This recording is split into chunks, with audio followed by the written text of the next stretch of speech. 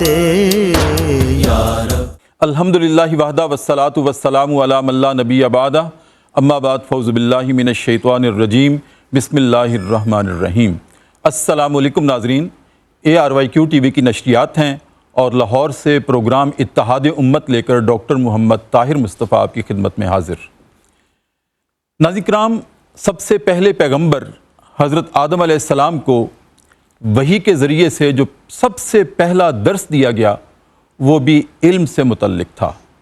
وَعَلَّمَ آدَمَ الْأَسْمَاءَ كُلَّهَا، سورہ بقرہ کی شہادت ہے کہ ہم نے سب سے پہلے آدم علیہ السلام کو علم الاسماء عطا کیا، چیزوں کا علم عطا کیا۔ اور پھر ناظرین کرام، خاتم الانبیاء ختم المرسلین حضرت محمد صلی اللہ علیہ وآلہ وسلم فداک امی و ابی، آپ کو وحی کے ذریعے سے اعلان نبوت کے وقت جو سب سے پہلا درس دیا گیا وہ بھی علم سے متعلق تھا۔ اقرأ باسم ربک الذی خلق، یہ سورہ العلق کی شہادت ہے۔ ناظرین کرام، لفظ علم ہو یا تعلیم ہو یا اتحاد ہو، لفظ علم تین حروفوں کا اتحاد ہوا تو لفظ علم بنا۔ لفظ تعلیم تا، عین، لام، یا، میم، یہ پانچ حروف ملے، ان کا اتحاد ہوا تو لفظ تعلیم بنا۔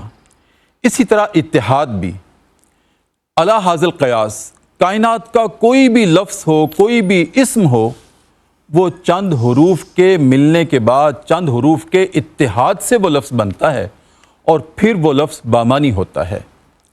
ناظرین کرام، جیسے میں نے عرض کیا کہ لفظ علم جو ہے وہ تین حروف سے مل کر بنا ہے، عین، لام اور میم۔ لیکن افسوس کی بات یہ ہے کہ ہمارا تعلیمی نظام جو ہے وہ تین مختلف طبقات میں تقسیم ہو گیا۔ لفظ علم تین حروف کے جنڈے سے بنا، لیکن ہمارا نظام تعلیم تین طبقات میں تقسیم ہو گیا۔ ایک ایلیٹ کلاس کے لیے پرائیویٹ سکول سسٹم، پھر سرکاری سکول سسٹم، اور تیسرا ناظرین کرام درس نظامی، جہاں سے علماء زیور تعلیم سے آراستہ ہوتے ہیں۔ لیکن افسوس اور المیہ یہ ہے کہ ان تینوں نظام تعلیم کے راستے بھی مختلف ہیں اور ان کی منازل بھی مختلف ہیں، جس کی وجہ سے ہمارے معاشروں میں انتشار کی کیفیت ہے، سوچ اور فکر میں اور پھر عمل میں بھی انتشار اور تقسیم کی کیفیت پیدا ہو گئی ہے۔ ناظرین کرام، یہ ہمارا آج پروگرام اتحاد امت کا موضوع ہے کہ علمی اعتبار سے ہم کس طرح سے مضبوط ہو سکتے ہیں، جبکہ ہمارا علم تو چند حروف سے جب مل کر اتحاد کر کے بنتا ہے یہ لفظ، تو پھر اس کی معنویت میں ہم تقسیم کیوں ہو گئے ہیں؟ اس پہ آج ہم گفتگو کریں گے، اور گفتگو کرنے کے لیے ناظرین کرام آج فاضل مہمان میرے ساتھ تشریف رکھتے ہیں۔ دائیں جانب تشریف رکھتے ہیں جناب ڈاکٹر کاشف سہیل۔ آپ بین الاقوامی اسلامی یونیورسٹی کے فاضل ہیں اور ماشاءاللہ PhD ڈاکٹر ہیں۔ اس وقت آپ راشد لطیف خان یونیورسٹی میں شعبہ IR کے صدر نشین ہیں۔ السلام علیکم ورحمۃ اللہ۔ وعلیکم السلام ورحمۃ اللہ۔ ڈاکٹر صاحب کیسے ہیں آپ؟ خیریت سے ہیں؟ الحمدللہ۔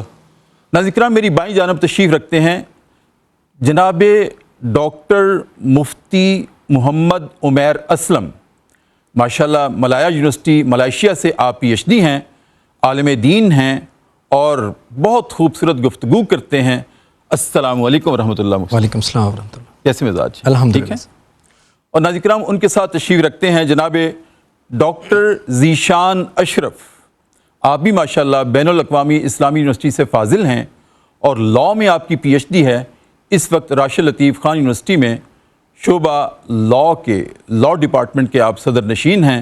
آج ہمارے پروگرام کی زینت ہیں۔ السلام علیکم ورحمۃ اللہ۔ وعلیکم السلام۔ ڈاکٹر صاحب کیسے ہیں آپ؟ الحمدللہ۔ ٹھیک ہے۔ ڈاکٹر صاحب، آپ سے گفتگو کا آغاز کرتے ہیں۔ جیسے میں نے عرض کیا ہے اپنی ابتدائیے میں کہ ہمارے تعلیم کے نظام کے تین راستے ہو گئے۔ ایک ایلیٹ کلاس کا طبقہ ہے، بہت کاسٹلی پیڈ سکول ہیں. اس کے بعد سرکاری سکول ہیں جس میں مڈل کلاس کا طبقہ جاتا ہے, اور پھر تیسرا فاضلین درس نظامی کی دانشگاہیں ہیں, مدارس. لیکن افسوس یہ ہے کہ تینوں کے راستے کیوں مختلف ہیں, اور تینوں کی فکر کیوں مختلف ہے, اور تینوں کی منزل کیوں مختلف ہے, جس سے ہمارے اتحاد کا جو درس ہے وہ بھی تقسیم ہو گیا. اس پہ تبصرہ فرمائیں. اعوذ باللہ من الشیطان الرجیم. بسم اللہ الرحمن الرحیم. محمد رسول اللہ صلی اللہ علیہ وآلہ وسلم. محترم ڈاکٹر صاحب اور ہمارے ناظرین, السلام علیکم. سب سے پہلے تو ڈاکٹر صاحب میں آپ کو اس انتہائی اہم موضوع کو چننے پر مبارکباد پیش کرتا ہوں, اور میں سمجھتا ہوں کہ آپ نے تعلیمی نظام جو ہے اتحاد امت کے لیے ایک بنیادی کردار رکھتا ہے کہ ہم کسی بھی معاشرے کے اندر اتحاد چاہتے ہیں, اتفاق چاہتے ہیں, تو ظاہر ہے کہ جو ہمارے اسکول ہیں یا جو ہماری نظام ہائے تعلیم کے مختلف بنیادیں ہیں وہاں پہ کیا کیا جا رہا ہے اس کو دیکھا جائے. تو میرا خیال ہے کہ اس موضوع کو عمومی طور پر ہم اتحاد امت کے اوپر جب بھی گفتگو کی جاتی ہے تو مختلف زاویوں سے اس کو دیکھتے ہیں. جی. لیکن آپ نے ایک اس بنیادی زاویے سے اس کو دیکھنے کی کوشش کی ہے کہ جس کی اس وقت اشد ضرورت ہے. جی. اور بڑی خوبصورت آپ نے اپنی بات کا آغاز بھی کیا. تو آپ نے فرمایا کہ اتحاد کے لیے جو ہے عین, لام اور میم جو ہے الفاظ جب جڑتے ہیں تو اتحاد کی صورت بنتی ہے. اسی طرح معاشرے کے اندر تعلیمی نظام جو ہے اس کے مختلف جہتیں اگر جڑیں گی تو ایک ایسا معیاری معاشرہ تکمیل پائے گا جس کے اندر آپ جو اتحاد کی طرف لے کر جا سکتا ہے. آپ کے سوال کے حوالے سے میں یہ کہنا چاہوں گا کہ حسن اتفاق یہ ہے کہ میں چونکہ ایک سرکاری اسکول کے اندر پڑھا اور وہاں سے ساری تعلیم لی, اور اسی طرح گورنمنٹ کالج لاہور اور پھر اسی طرح سرکاری جامعات کے اندر, تو اس کا بیک گراؤنڈ اس حوالے سے تھوڑا سا پتہ ہے. اور چونکہ میں نے اپنی جب پیشہ ورانہ زندگی کا آغاز کیا تو ایلیٹ پرائیویٹ سکولز کے اندر جاب کے حوالے سے کیا, تو اس کی انسائٹ, اور مجھے یہ بھی اتفاق سے میرے لیے یہ ایک اعزاز بھی رہا کہ درس نظامی کے کچھ طالب علموں کو دنیاوی تعلیم کے حوالے سے پڑھانا اور ان کے ساتھ گفتگو, اور پھر مدارس کے طالب علموں کے ساتھ رابطہ رہا. تو میں اپنی دانست میں جو سمجھتا ہوں, کیونکہ ایک عرصے سے میں ایک تقابلی جائزہ وہ لیتا رہتا ہوں اور ہم سوچتے رہتے ہیں کہ واقعی نظام تعلیم کس طرح سے جو ہے اس کو بہتر کیا جا سکتا ہے. آپ کی بات بالکل بجا ہے اور درست ہے کہ یہ جو فرق ہے یہ بذات خود ایک معاشرے کے اندر تفرقہ اور کشمکش پیدا کرتا ہے, اس کی نشاندہی کرتا ہے. ایک ایسا بچہ جو سرکاری اسکولوں سے نکل کر آتا ہے اس کو شروع سے معاشرہ جو ہے وہ ایک یعنی جسے آپ سمجھتے ہیں کہ اس کو بالکل نیچے والے طبقے میں شمار کیا جائے گا. مدارس کا لنک چونکہ اسکول کی تعلیم کے ساتھ نہیں ہے, اور سمجھا یہ جاتا ہے جو لوگ یونیورسٹیز سے نکلتے ہیں وہ یہ سمجھتے ہیں کہ یہ مدارس والے جو ہیں ان کا کوئی تعلق اس دور کی تعلیمی ترقی اور جو تعلیم کے اندر مختلف جہتیں ہیں اس کے ساتھ نہیں ہیں. ڈاکٹر صاحب, ہمارے معاشرے میں مسٹر اور ملا کی تقسیم پیدا کی جاتی ہے. بالکل ایسے ہی ہے. تو آپ نے عمومی طور پہ دیکھا ہوگا کہ اس کو ان الفاظ کو استعمال بھی کس طرح سے کیا جاتا ہے. اور پھر اسی طرح ایلیٹ سکولز کے اندر جہاں پر آپ یعنی زیادہ رقم جو ہے وہ خرچ کر سکتے ہیں, وہاں پر تعلیم کو جو ہے بالکل ایک مختلف طرح سے کمرشل اس کا جو زاویہ اس کو دیکھا جاتا ہے. تو اب جب آپ ایک قوم کے اندر 3 مختلف طرح کے ذہن پیدا کر رہے ہیں تو اس سے آپ یہ امید نہیں رکھ سکتے کہ وہ آپس میں بیٹھیں گے اور اتحاد کی بات کریں گے. لیکن میں ڈاکٹر صاحب اس میں تھوڑا سا آپ کو تاریخی پس منظر میں لے کے جانا چاہوں گا کہ اس کا آغاز کیسے ہوا, جس کی طرف دیکھنے کی ضرورت ہے.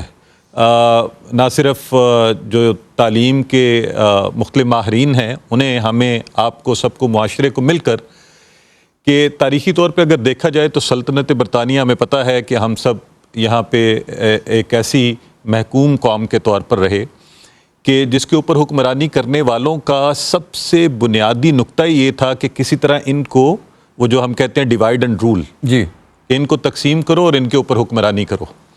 تو وہ ڈیوائڈ اینڈ رول پہلے تو یعنی وہ ایک انہوں نے ون اوور کیا اور بر صغیر کے اوپر ان کی حکومت قائم ہوئی. پھر وہ یہ تھا کہ انٹلیکچولی علمی طور پر اس معاشرے کو کس طرح سے تقسیم کیا جائے. مدارس کے اوپر پابندیاں لگائی گئیں.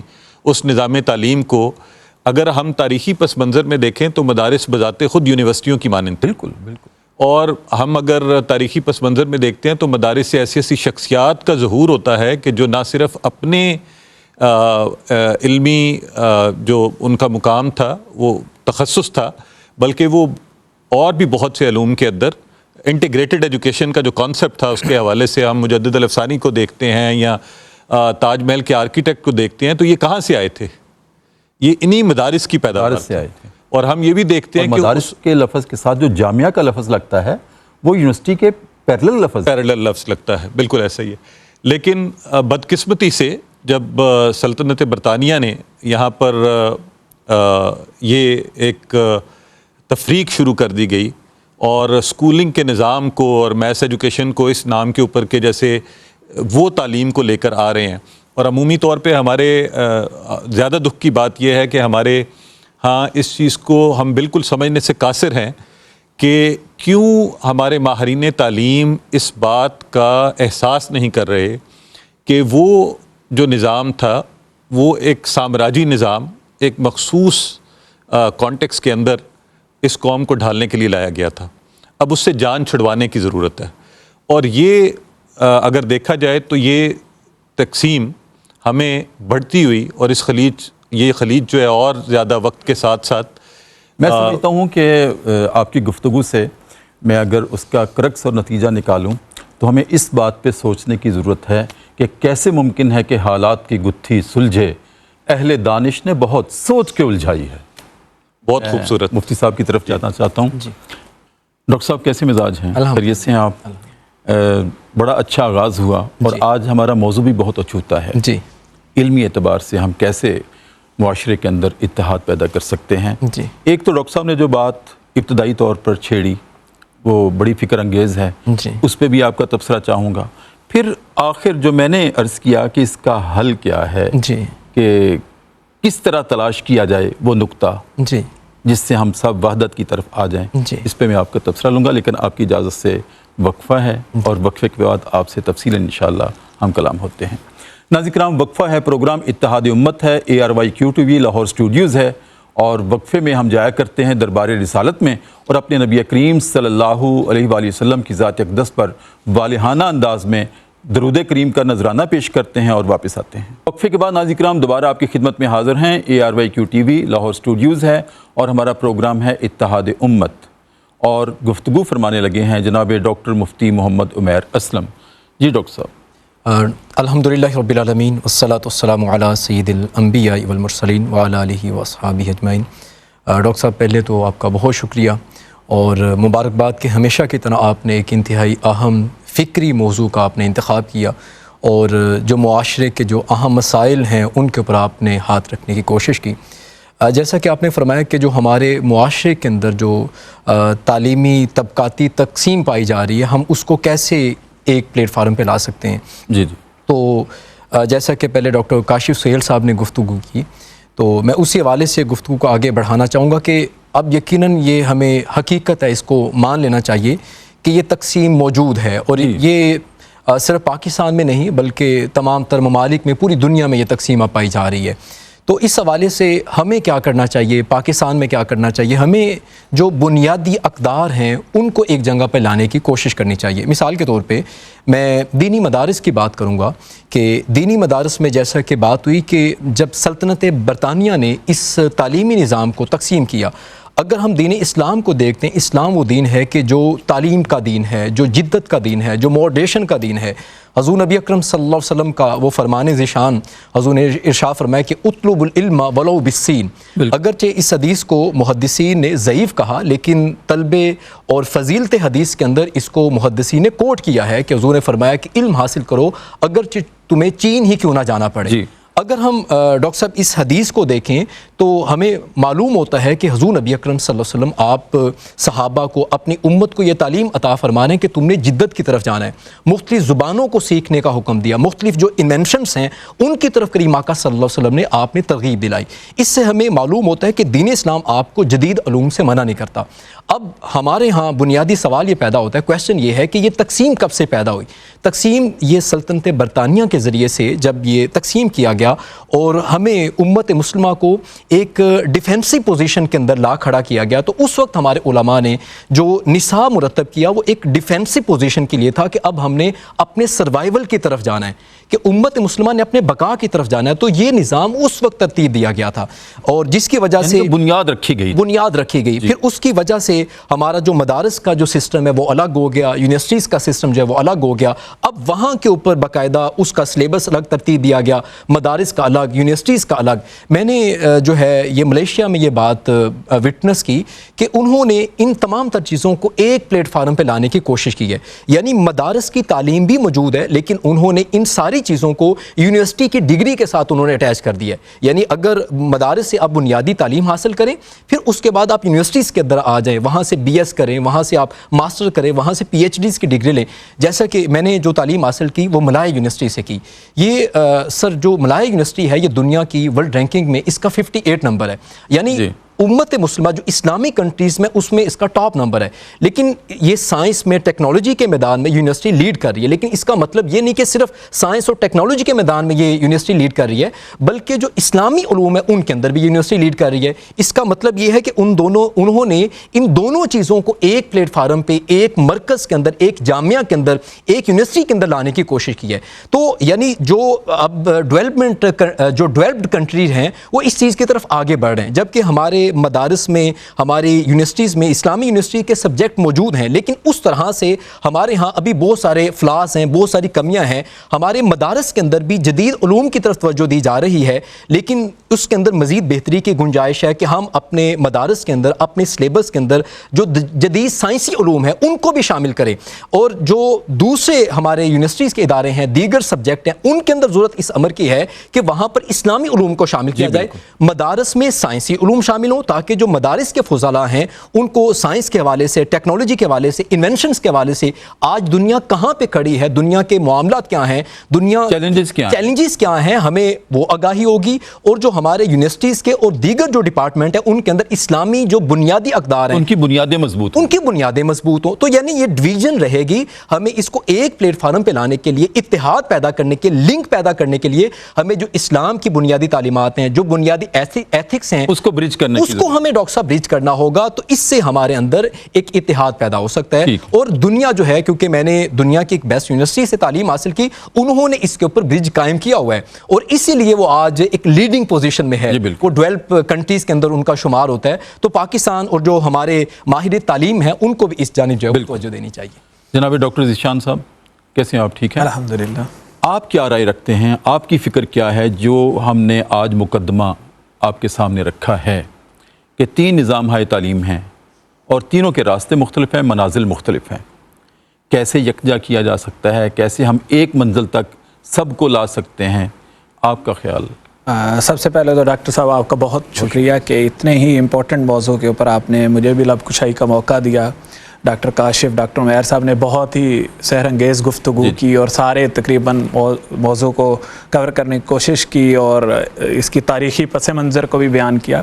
اچھا، میں اس گفتگو کو آگے اس طرح سے بڑھاتا ہوں کہ ہمارے ہاں یہ جو تفریق ہے اس کو ختم کیسے کیا جا سکتا ہے۔ تو اس کے اندر سب سے پہلے میں مثال دوں گا انٹرنیشنل اسلامک یونیورسٹی اسلام آباد کی، جہاں سے میں نے LLB شریعہ لاء کیا، پھر LLM کیا۔ تو ادھر کی مثال سے پھر ہم آگے گفتگو کو بڑھائیں گے کہ ہماری جو کلاس فیلوز تھے ہم سب، تو اس کے اندر LLB شریعہ لاء میں مدارس کے بھی اسٹوڈنٹ تھے جو فارغ التحصیل تھے، اور وہ ہمارے ساتھ پڑھتے رہے اور انہوں نے بہت اچھا پرفارم کیا، اور ایون کہ جس کو ہماری کلاس کا ٹاپر تھا اس کا بھی بیک گراؤنڈ مدرسے سے تھا، اس نے کوئی دنیاوی تعلیم نہیں لی تھی۔ تو اس لیے کہ اس گیپ کو ختم کرنے کے لیے ہمارے پاس انسٹیٹیوشنز تو ہیں لیکن وہ لمیٹڈ سکوپ کے ہیں، جیسے ڈاکٹر صاحب کہہ رہے تھے ادھر صرف دینی علوم یا شریعہ لاء جو کچھ جگہوں پر ان کی ایکسیپٹیبلٹی ہے، باقی ہمارے جو پروگرام ہیں یعنی انجینئرنگ ہے یا باقی میڈیکل کی فیلڈ ہے یا ڈیفرنٹ، ان کے اندر ان کی ابھی تک रिस्पेक्टेबिलिटी या एक्सेप्टेबिलिटी नहीं है कि जिसने इंटर मदरसे से किया है, बेशक वो IBCC से रिकग्नाइज़ हो जाता है, लेकिन उन बच्चों को हम एडमिट नहीं करते अपने साइंसी उलूम के अंदर। मेरे ख्याल इस गैप को फिल करने के लिए सबसे पहले तो हमारे जो इदारे हैं उनको काम करना पड़ेगा, और उनको इनके लिए भी वो गुंजाइश पैदा करनी पड़ेगी, कोटा सिस्टम लाना पड़ेगा सबसे पहले कि उन लोगों को भी वहाँ दाखिले दिए जाएं कि वो भी दाखिले ले सकें। डॉक्टर साहब, मैंने 16 साल एक जामिया में 500 से ज़ायद MPhil करवाए अपनी सुपरविजन में और 14 PhDs करवाई। माशाअल्लाह। और आप जो बात कर रहे हैं ना, हमने इसी तरह से बुनियाद रखी कि PhD या MPhil इन इस्लामिक स्टडीज़ के लिए हमने ये शर्त नहीं रखी कि सिर्फ MA इस्लामिक स्टडीज़ ही आएँ। हमने ये क्राइटेरिया रखा था कि अगर कोई पहले दीन को गहराई और गहराई से नहीं पढ़ सका, बेशक उसने MSc फिज़िक्स किया है या उसने MBA किया है, किसी भी डिसिप्लिन में 16 ईयर्स की स्टडी की है, तो हमने इस्लामी फ़िक्र व तहज़ीब में उसको एडमिशन दिया और उसमें उलमा की लॉट को भी शामिल किया, जदीद लॉट को भी शामिल किया, दोनों को बिठाकर एक गुलदस्ता क्रिएट किया और सबकी खुशबुएँ मुख्तलिफ थी, गुलदस्ता एक था। बिल्कुल। अच्छा, इसी तरह से आपने बहुत अच्छा, और ये सबको करना चाहिए, सब स्टेक होल्डर। अच्छा, इसमें रुकावट क्या है कि ये अडेप्टेबिलिटी और रिस्पेक्टेबिलिटी क्यों नहीं है हमारे माशरे में? तो तालीमी निज़ाम की, जैसे डॉक्टर काशिफ साहब बात कर रहे थे, हमारे तालीमी निज़ाम में तो ये 3 तफरीक़ें तो हैं, फिर जो दुनियावी निज़ाम है उसमें भी फिर 3 तफरीक़ें आगे साइड पर साइड, हाँ, एलीट और उसकी, और इसी तरह मदारिस में भी बहुत अच्छे मदारिस भी हैं, दारुल उलूम कराची, बहुत सारे हैं, आप लोगों को पता है, जिनमें दीनी और दुनियावी तालीम दोनों दी जा रही है। PhD भी करते हैं उनके। मेरा ही एक दोस्त है, उसने मदारिस से ही दरस निज़ामी किया और फिर बेल्जियम से वो PhD लॉ करके आया है पाकिस्तान में। तो इस तरह उन्होंने परफॉर्म भी किया है और उन्हें HEC को और इनको स्कॉलरशिप्स भी देने चाहिए। एक जो चीज़ है जहाँ से मैं कहता हूँ बुनियाद शुरू होनी चाहिए हमारे मुआशरे की, वो तफरीक है 2 कौमी नज़रिया जो हमारा बना था इंग्लिश और उर्दू के हवाले से, वो आज भी राइज है।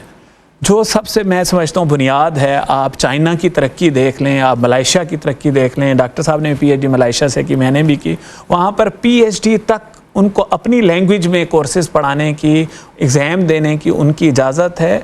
तो मैं समझता हूँ कि उर्दू लैंग्वेज जो है उस पर बैरियर इंग्लिश की वजह से किसी को नहीं होना चाहिए कि आपको अगर इंग्लिश लैंग्वेज पर अबूर हासिल नहीं है तो आप यूनिवर्सिटी की तालीम नहीं ले सकते या आला तालीम हासिल नहीं कर सकते।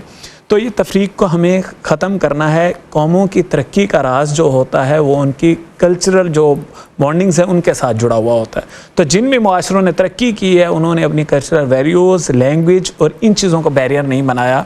मैं ये समझता हूँ कि अगर हम ऐसा एक इंटीग्रेटेड सिस्टम बनाएं जिसमें कौमी ज़बान को तरजीह दी जाए, जिसके अंदर कोई ज़बान का बैरियर ना हो, इंग्लिश उर्दू की बैरियर ख़त्म की जाए, तो मेरे ख़्याल से हमारे सारे इदारे इन मदारिस के भी और उनको भी तालीम का, जैसे आपने दीनी तालीम में सबको शामिल किया, इसी तरह दुनियावी तालीम में भी सबको शामिल करें, अडेप्ट करें, रिस्पेक्ट करें, तो मेरे ख़्याल हमारा कौम में इत्तेहाद पैदा हो सकता है। बिल्कुल ठीक है। डॉक्टर काशिफ साहब, आपकी तरफ हाजिर हूँ कि जैसे मेरे दोनों फाजिल मेहमानों ने ये फरमाया कि आज मदारिस के निज़ाम में असरी तालीम का शामिल किया जाना बहुत ज़रूरत है और ये वक्त का अहम तकाज़ा है। इसी तरह से जो एलीट क्लास के मदारिस हैं या जो जामियात हैं, यूनिवर्सिटीज़ हैं या जो तालीमी इदारे हैं, उनमें कुरान व हदीस की बुनियादें शामिल करना ज़रूरी है। सिर्फ़ सिंपल इस्लामियात एक 50 नंबर की पढ़ाने से इस्लाम नहीं सीखा जा सकता।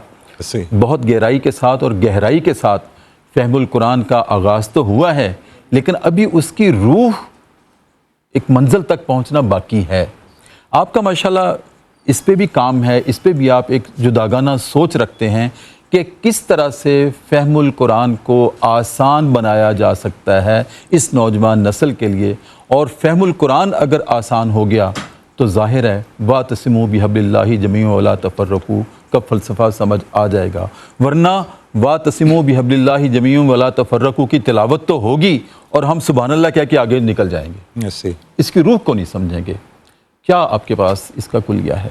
डॉक्टर साहब, बड़े अहम तवज्जो दिलवाई आपने। अच्छा, मैं एक बात, हम चूँकि गुफ्तगू करते हुए we jump to the university और हम उस लेवल के ऊपर चले गए हायर एजुकेशन पर, लेकिन मैं तवज्जो दिलवाना चाहूँगा कि देखें, जब आपकी बुनियाद रखी जाती है अर्ली ईयर्स में, स्कूल्स में, جب بچہ چھوٹی عمر میں اسکول میں جاتا ہے، اس وقت ہمارا نظام تعلیم کیا کر رہا ہے کہ اس کی ذہن کی ایک خاص نوعیت کی مائنڈ میکنگ کی جا رہی ہے. جی جی. مدارس میں بچوں کی ایک خاص طرح سے کی جاتی ہے. ڈاکٹر ذیشان نے توجہ دلوائی کہ مدارس میں پھر تفریق ہے، وہ ہم سب جانتے ہیں. ہمارے اسکولوں کے اندر بھی تفریق ہے. اب وہ بچوں کو چونکہ ایک خاص طور پر ان کی ذہن کی برین واشنگ کر دی جاتی ہے. اب جب آپ ان کو اوپر لے کر آتے ہیں، یونیورسٹی پہنچتے بہت دیر ہو چکی ہوتی ہے. یہی وجہ ہے کہ میرا خیال ہے آپ کو بھی اس طرف توجہ دلوانی پڑی کہ فہم القرآن یونیورسٹی میں تو انٹروڈیوس کروایا گیا، جی. لیکن ہم دیکھتے ہیں پریکٹس میں یونیورسٹیز کے اندر ہمیں یہ تجربہ ہوا کہ وہ طالب علم اس سے جان چھڑوانے کی کوشش کر رہے ہوتے ہیں. وہ اس سبجیکٹ کو اس طرح سے اہمیت نہیں دے پا رہے ہوتے. وجہ کیا ہے کہ چونکہ بنیادی طور پر اس طرح سے وہ ایک ٹپیکل اسلامیات کو جس طرح سے پڑھایا گیا تو وہ بچہ اپنے آپ کو اس قابل ہی نہیں سمجھتا کہ وہ اس ڈومین کے اندر بھی کام کر سکے.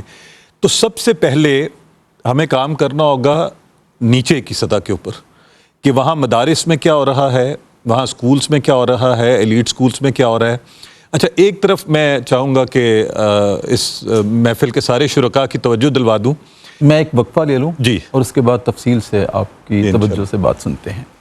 ناظرین کرام، پروگرام اتحاد امت، اور آج ہمارا موضوع یہ ہے کہ علم اور تعلیم کے ذریعے سے یہ اتحاد کی منزل ہم کیسے حاصل کر سکتے ہیں.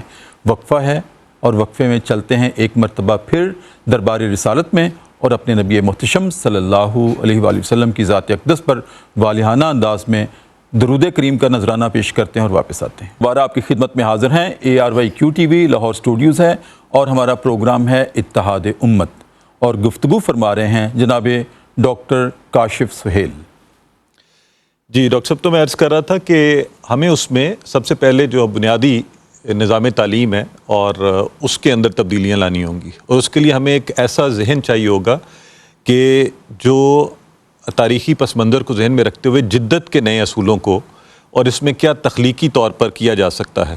تعلیم کے اندر ہم سب جانتے ہیں، نبی کریم صلی اللہ علیہ وسلم کی زندگی سے اگزامپل لی جائے، بہت اچھا یہاں پہ حدیث کا حوالہ بھی دیا گیا. ہم سب جانتے ہیں کہ تعلیم کی اہمیت کے حوالے سے آپ نے قرآن پاک میں سے بھی اگزامپل دی، لیکن میں ایک خاص طرف توجہ دلوانا چاہتا ہوں کہ نبی کریم صلی اللہ علیہ وآلہ وسلم کا تعلیم کے حوالے سے تخلیقی انداز کیا تھا. میں اسی طرف آپ آنا چاہ رہا تھا کہ ہم ابھی تک امیٹیشن کی طرف چل رہے ہیں اور امیٹیشن کے راستے پہ چل رہے ہیں، کریشن پہ نہیں آئے اور تحقیق پہ نہیں آ رہے. تحقیق پر نہیں آ رہے. تو تخلیقی طور پر دیکھیں، آپ ایک مثال اگر اٹھا لیں تو ہم دیکھتے یہ ہیں کہ جنگی قیدیوں سے کہا جا رہا ہے، دشمن کے جنگی قیدیوں سے، کہ آپ ہمارے بچوں کو پڑھا دیجئے. اس پہ میرا خیال ہے کہ پوری یعنی دنیا کو سوچنے کی ضرورت ہے کہ اس قدر علم کی اہمیت. آپ ایک عمومی ذہن سوچتا ہے کہ یار دشمن جو ہے ہمارے بچوں کو پڑھائے گا تو وہ کس طرح سے کیا کنڈکٹ ہوگا اس کا. لیکن چونکہ آپ جانتے تھے کہ تعلیم ہی ایسی بنیاد ہے جو معاشرے کو بدل سکتی ہے، تو آپ نے اس طرف توجہ دی اور اس قدر تخلیقی انداز اپنایا اس کے لیے کہ تاریخ انسانی حیران ہے کہ یہ شخص کیا کہہ رہا ہے کہ جنگی قیدی جو ہیں وہ بچوں کو پڑھا دیں اور آزادی حاصل کریں اس سے. بالکل. تو میں یہ سمجھتا ہوں کہ آج کیوں نہیں ہم ایسے ماہر تعلیم جو حکومتی سطح پر بھی اور ہمارے ہاں یہاں پہ کچھ مثالیں ہم لوگوں نے دیں، وہ انفرادی طور پر یہ ٹھیک ہے کہ کچھ یونیورسٹیز نے ایسا نظام قائم کرنے کی کوشش کی کہ جہاں برج کیا جا سکے ان تین سسٹمز کو. لیکن میرا خیال ہے ڈاکٹر ذیشان نے ہماری توجہ دلوائی ثقافتی اقدار کی طرف.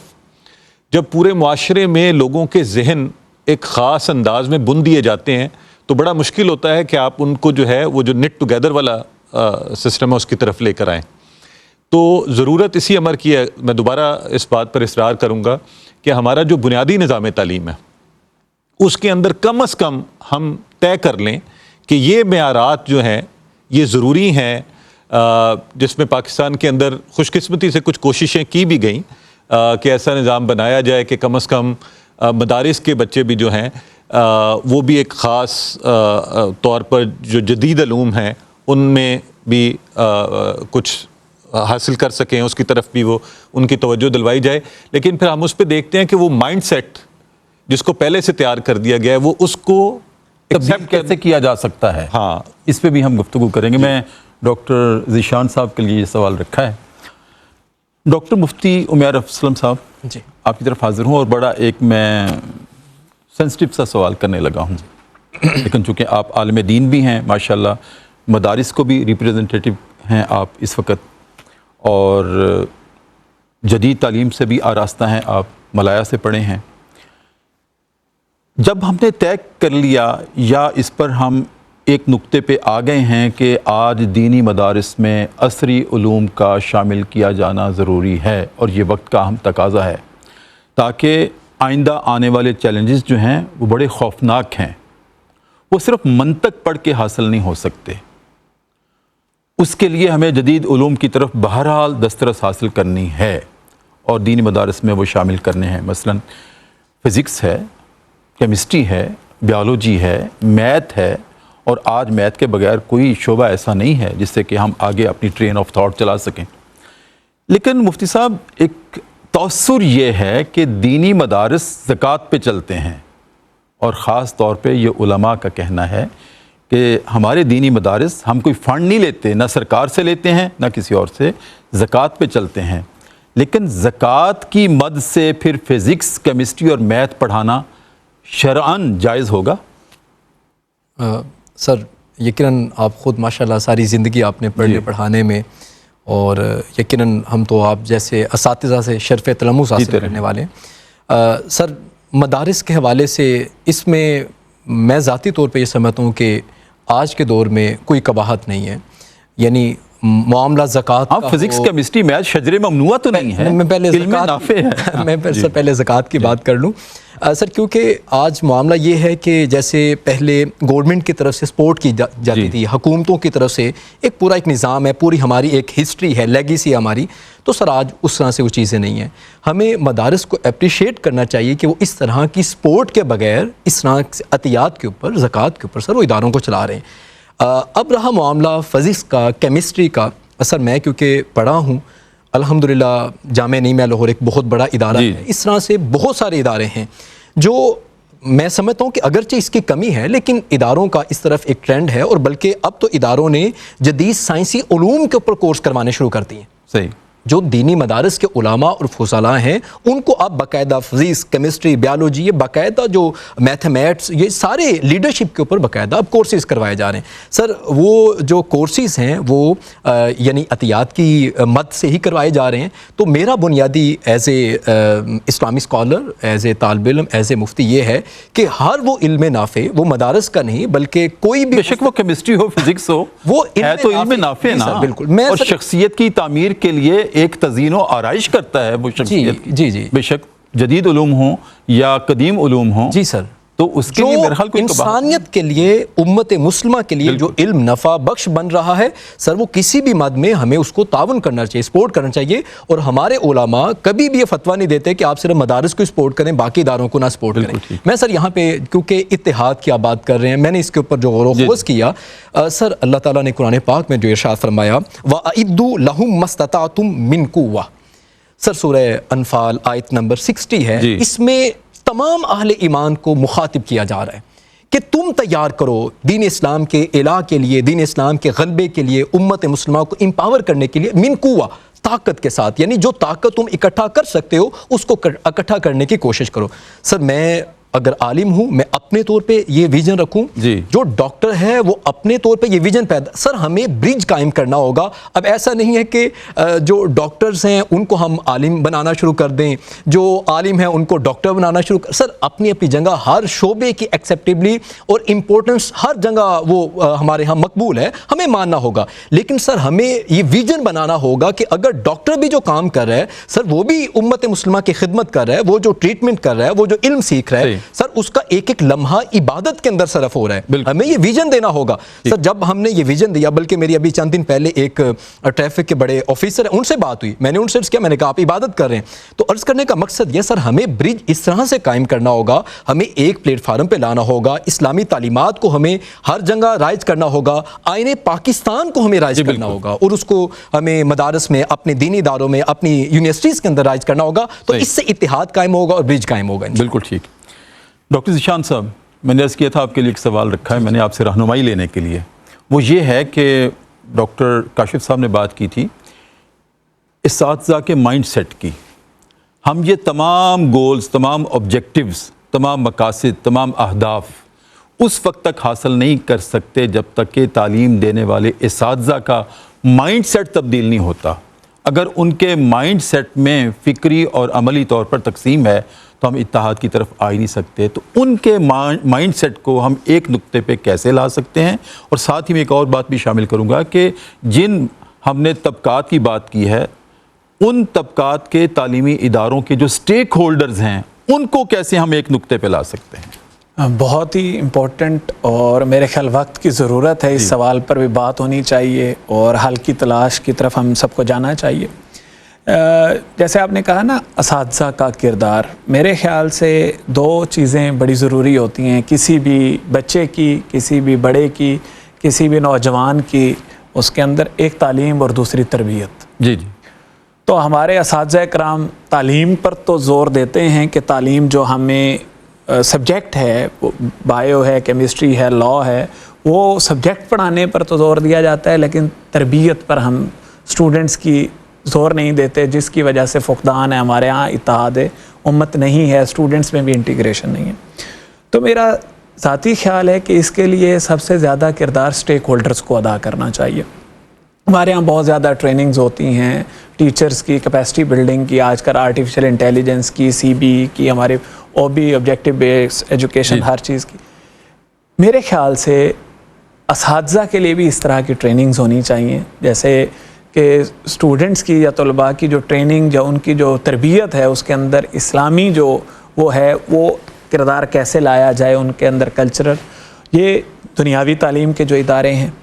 اسی طرح سے جو دینی تعلیمی ادارے ہیں، ہماری ایچ ای سی کو، پی ایچ ای سی کو، لوکل جو ہمارے ڈسٹرکٹ لیول پر ہوتے ہیں، ان کو ان مدارس کے اساتذہ کی تربیت، ٹریننگ دنیاوی علوم کے لیے کرنی چاہیے کہ وہ ادھر ان کو اس سے آشنا، سرکاری سطح پہ ہونی چاہیے. سرکاری سطح پہ. کیونکہ دیکھیں جو کردار انڈیویجولی لوگ کر رہے ہیں وہ تو صدقہ جاری ہے، وہ ان کو اللہ اس کی جزا دے گا. ریاست کی قوت جس کے پاس ہے وہ کرے. وہ یعنی اسٹیک ہولڈرز جو ہیں جب تک وہ آگے نہیں بڑھیں گے، کردار ادا نہیں کریں گے، تو انڈیویجولز آٹے میں نمک کے برابر ہیں. جب اسٹیٹ رسپانسبلٹی لے گی، اسٹیٹ ماں کا درجہ رکھتی ہے، جب وہ اس چیز کی ذمہ داری لے گی تو یہ سارا جو آپس میں گیپ ہے وہ ختم ہوگا. ایک اور چیز کی طرف میں لازماً وہ کرنا چاہتا ہوں، میرے ذہن میں خیال آ رہا تھا کہ تفریق کی ایک بنیادی وجہ یہ بھی ہے کہ ہمارے تاثر بن گیا ہمارے معاشرے کا کہ جو علماء کرام ہیں، جب کہ انہوں نے قرآن حفظ کیا ہوتا ہے، 30 پارے حفظ کرنا، درس نظامی کرنا میرے خیال MBBS کرنے سے زیادہ مشکل ہے. میرا ذاتی خیال ہے، کیونکہ میں تو قرآن حفظ نہیں کر سکا اور ہم نے کوشش بھی نہیں کی. ہم یہ سمجھتے ہیں، ہمارے ذہن میں یہ تاثر ہوتا ہے کہ جو قرآن حفظ کرتا ہے یا جو مدرسے میں بچہ پڑھتا ہے وہ شاید عقل میں یا اس کی کیپیسٹی یا انٹلیکٹ میں وہ اتنا نہیں ہے جتنا MBBS ڈاکٹر ہے یا انجینئر ہے.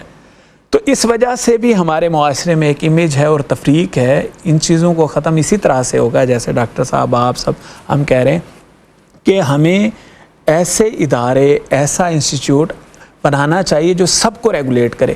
ایک بیچ میں آپ نے دیکھا ہوگا ہمارے یہاں شروع ہوا، وقت ختم ہوا چاہتا ہے. انشاءاللہ پھر آپ سے رہنمائی لیں گے، انشاءاللہ آپ کو دعوت دیتے رہیں گے. ڈاکٹر صاحب آپ کی آمد کا بہت شکریہ. ڈاکٹر مفتی عمیر صاحب آپ کی بہت شکریہ، آمد کا بہت شکریہ. ڈاکٹر صاحب آپ کا بہت شکریہ. ناظرین کرام، بڑی فکر انگیز گفتگو تھی لیکن تشنا رہ گئی ہے. انشاءاللہ پھر اپنے فاضل مہمانوں سے رہنمائی لیں گے.